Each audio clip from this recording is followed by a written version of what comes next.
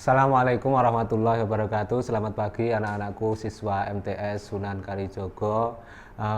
Perlu saya sampaikan anak-anak sebelumnya, sebelum kita mulai pelajaran untuk pertemuan kali ini, perlu saya ingatkan juga kepada kalian supaya untuk tetap menjaga kesehatan dan juga selalu melakukan aktivitas-aktivitas yang sebagaimana kalian kerjakan di madrasah sebelum masa pandemi.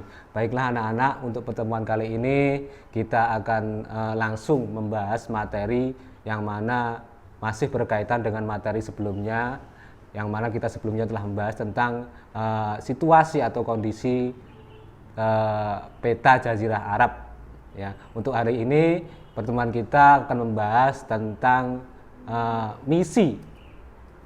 Nah, anak-anak, perlu saya sampaikan juga untuk sebelumnya, yaitu apa saja nanti yang akan kita bahas. Yang pertama yaitu tentang kepercayaan masyarakat Makkah sebelum Islam, dan juga nanti kita akan juga membahas tentang kondisi sosial masyarakat Mekah sebelum Islam, dan juga kondisi ekonomi masyarakat Mekah sebelum Islam, dan nanti yang terakhir ada kondisi politik yang juga berkaitan dengan masyarakat Mekah sebelum Islam.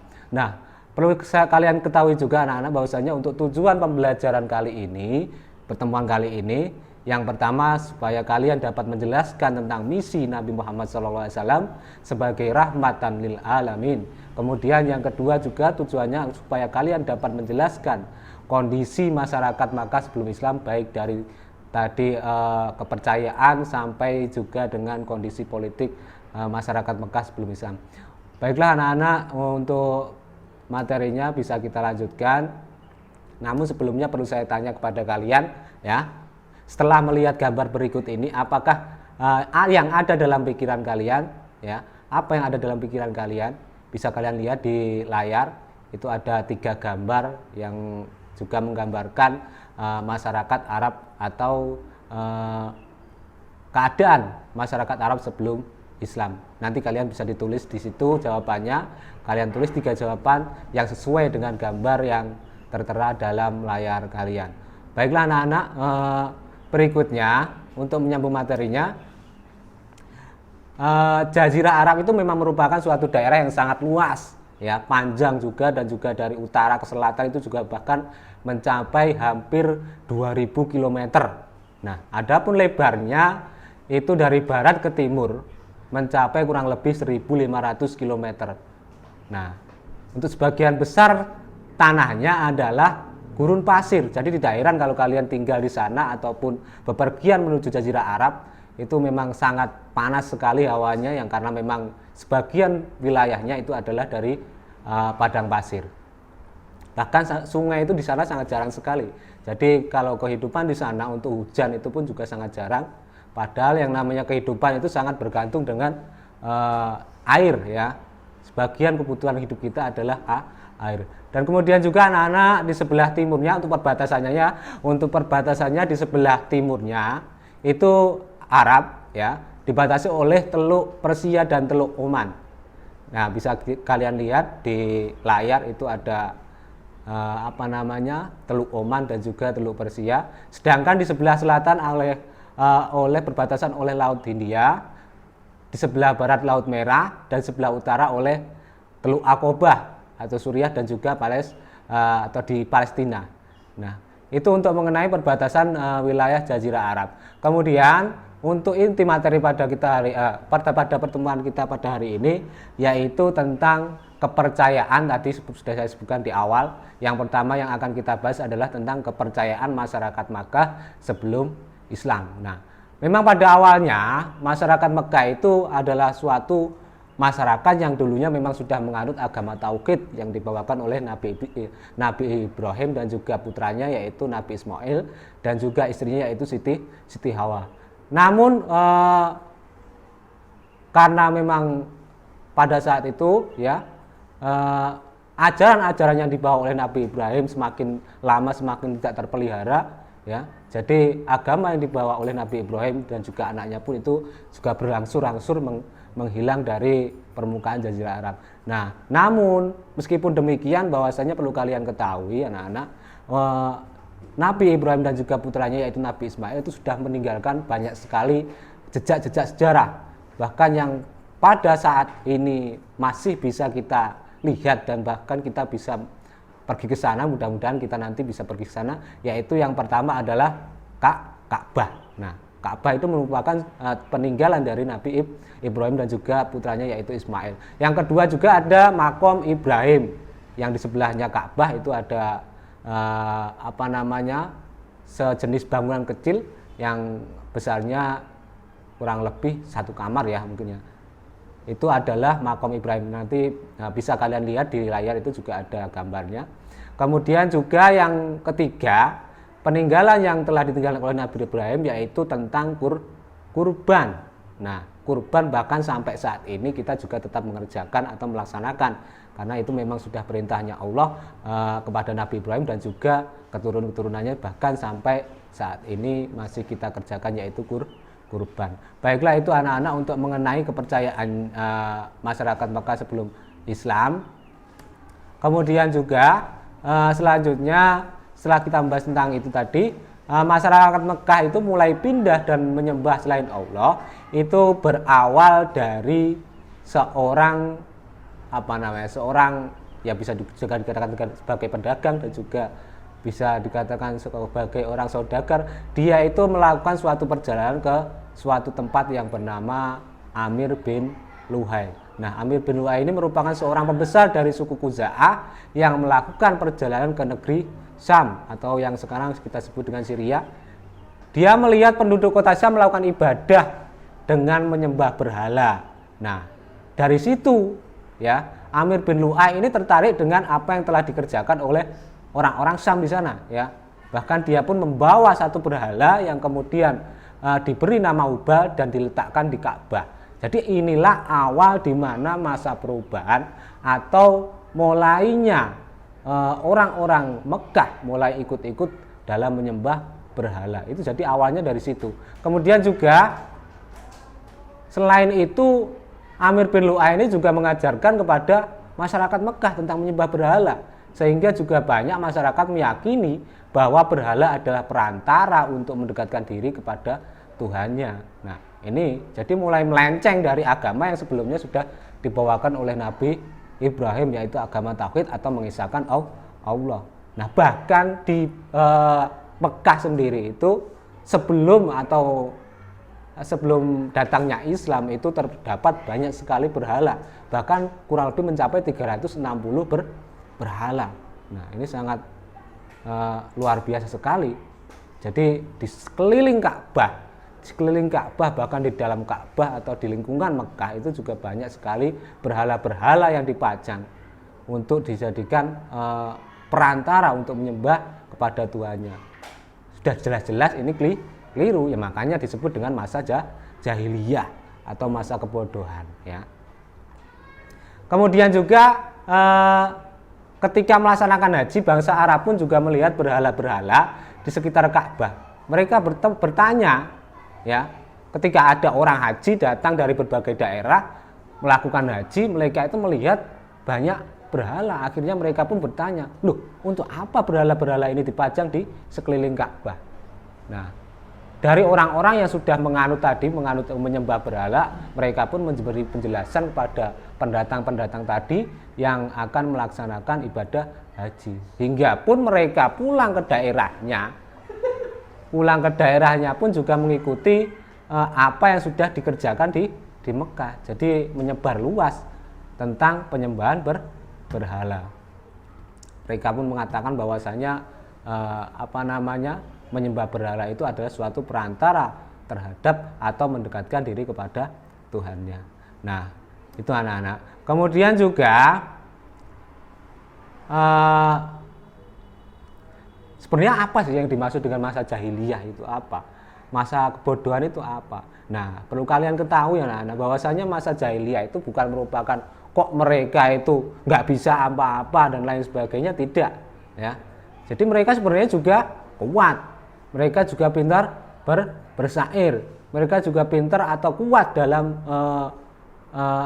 sosialisasi atau kerukunan antar suku itu sangat kekuatan solidaritas ya. Solidaritas terhadap sukunya itu sangat sangat kuat. Jadi tidak heran jika ada suatu peperangan itu mereka akan selalu membela mati-matian sukunya. Itu juga termasuk diantaranya kehebatan mereka. Jadi bukan mereka itu kok bodoh, tidak bisa apa-apa gitu, tidak. Hanya saja mereka itu bodoh dari keilmuannya, mereka bodoh dari keimanan kepada Allah. Seperti yang sudah sebelumnya itu diajarkan oleh Nabi Ibrahim. Adapun faktor-faktor yang perlu kalian ketahui anak-anak, faktor-faktor penyebab penyimpangan tersebut diantaranya yang pertama yaitu adalah adanya kebutuhan terhadap Tuhan yang selalu bersama mereka, terutama saat mereka membutuhkan. Jadi mereka itu tidak puas dengan hanya nama Allah, itu tidak puas.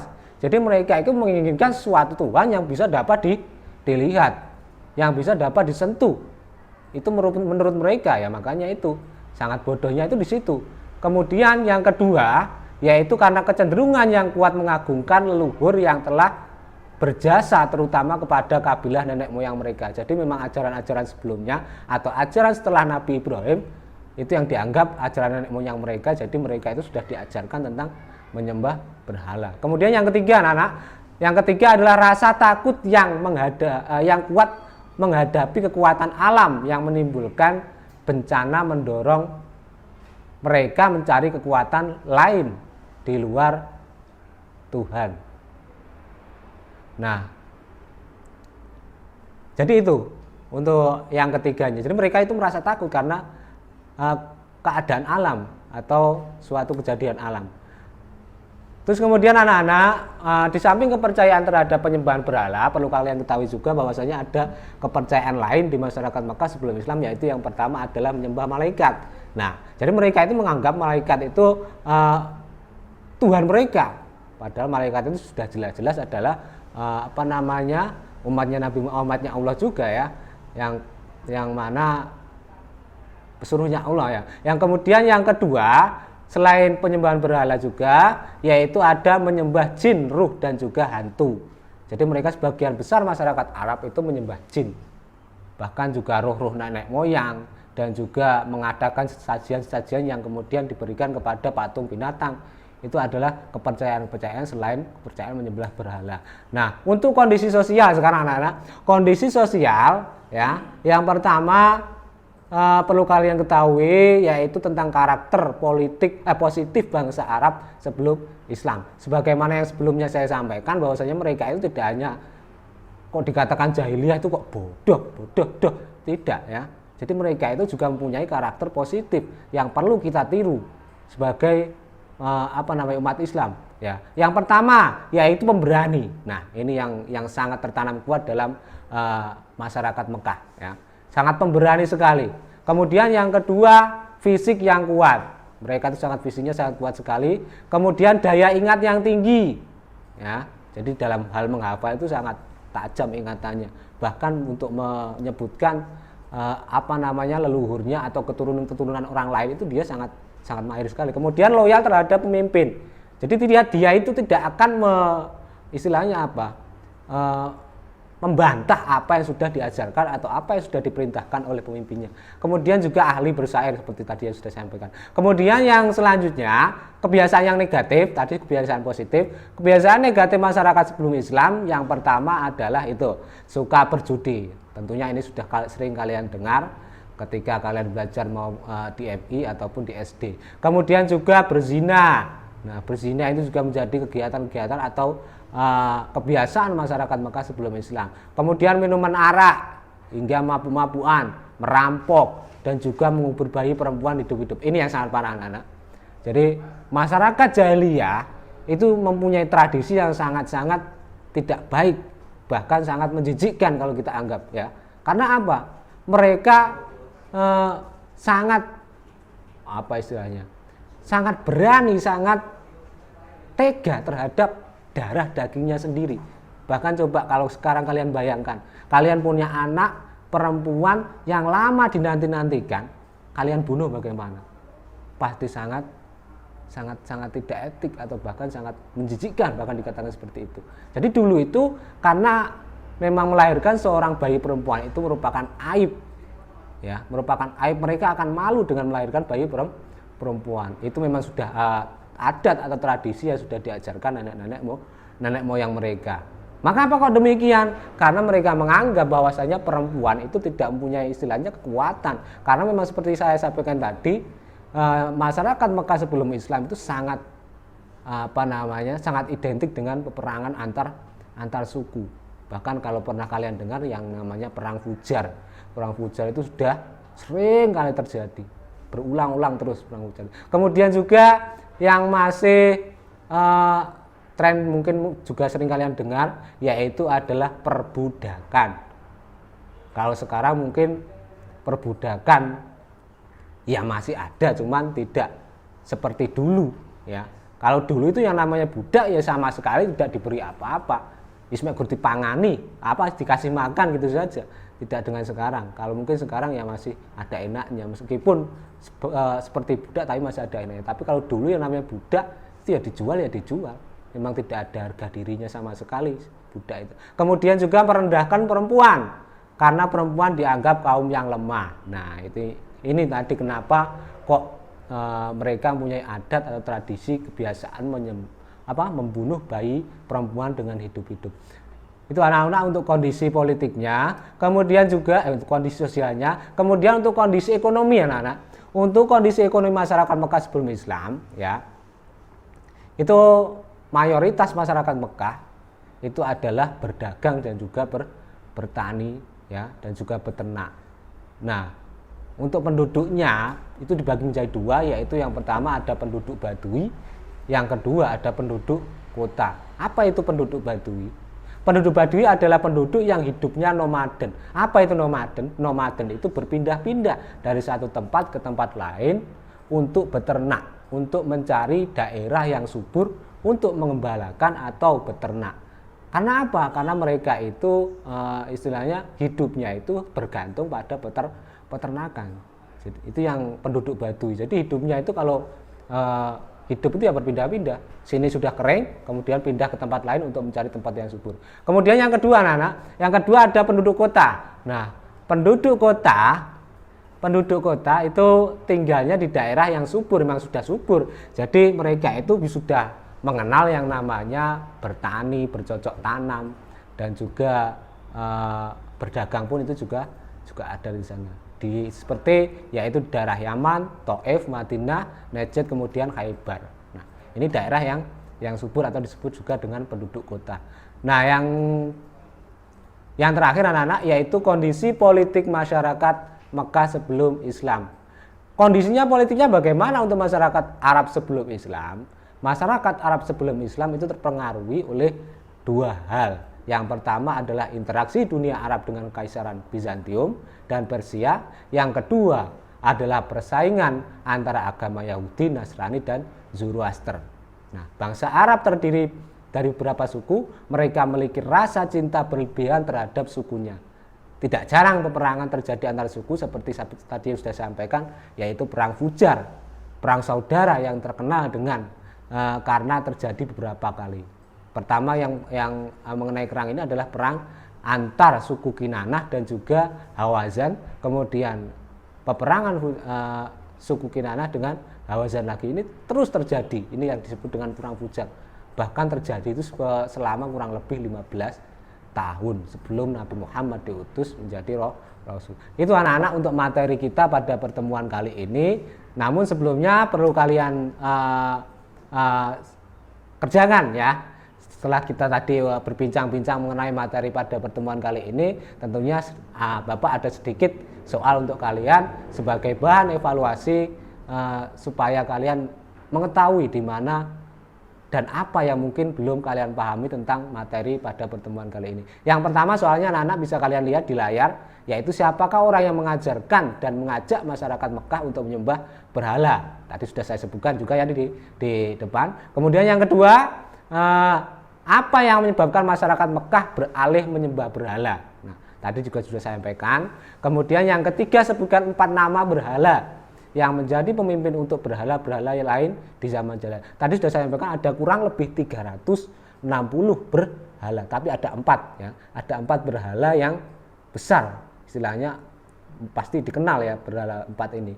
karena memang berhala yang paling besar. Kemudian yang ketiga, sebutkan tiga saja kebiasaan positif dan kebiasaan negatif bangsa Arab sebelum Islam. Yang terakhir, sebutkan kategori penduduk masyarakat Arab sebelum Islam. Sudah saya sebutkan tadi, seperti ada yang berdagang, kemudian ada yang bercocok tanam, ada yang mengembala. Itu merupakan bagian-bagian dari kategori penduduk masyarakat Arab sebelum Islam. Nah, untuk jawabannya silahkan nanti tulis jawabanmu di buku tulis, kemudian kirimkan ke nomor berikut ini ya.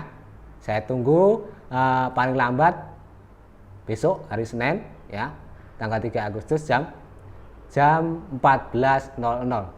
Kirim lewat WA, oke?